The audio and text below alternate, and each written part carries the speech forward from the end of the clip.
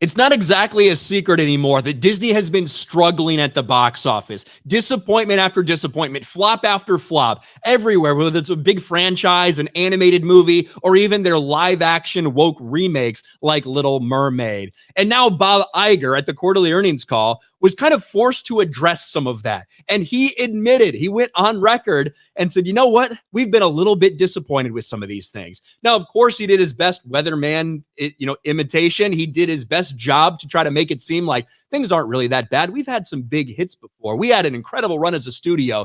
And of course, we really feel like we're going to turn things around. That said, the performance of some of our recent films has definitely been disappointing, and we don't take that lightly. As you'd expect, we're very focused on improving the quality and the performance of the films we've got coming out. That's something I'm working closely with the studio on. I'm personally committed to spending more time and attention on that as well. Well, Bob Iger's got a lot of things to spend his time and attention on between the streaming failures, the box office flops, and of course, domestically, the parks are also struggling. But it really brought up something that people had wondered since Dial of Destiny opened. Because of all the massive losses we've seen, Indiana Jones will be the biggest one for Disney. It might be their biggest loss in the history of the studio itself. Disney's movie losses blamed on tired franchises like Indiana Jones, too many superhero movies, and bloated blockbuster budgets. 100%, the budgets are a big reason why these things are flopping, because if it didn't cost you so much to make it, you wouldn't be losing so much money when you hit these things at the box office. Even something like Guardians of the Galaxy 3, with a $250 million production budget and $150 million in marketing, it may have just broken even at the box office, despite hitting $850 million.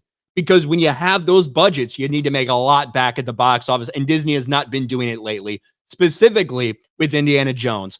After that dog shit opening for Indiana Jones at the box office, everyone was wondering what would happen. Because not only was it not even close to something like Indiana Jones and the Kingdom of the Crystal Skull, which opened 15 years prior, but it wasn't even there to the level of something like Solo, another Lucasfilm flop. And now here we are, weeks later, and Indiana Jones likely will not even match Solo's box office numbers. Solo, which very famously was a disaster for Lucasfilm. In that one, they decided to not have Harrison Ford. In this one, they had Harrison Ford there, but I guess it didn't really matter.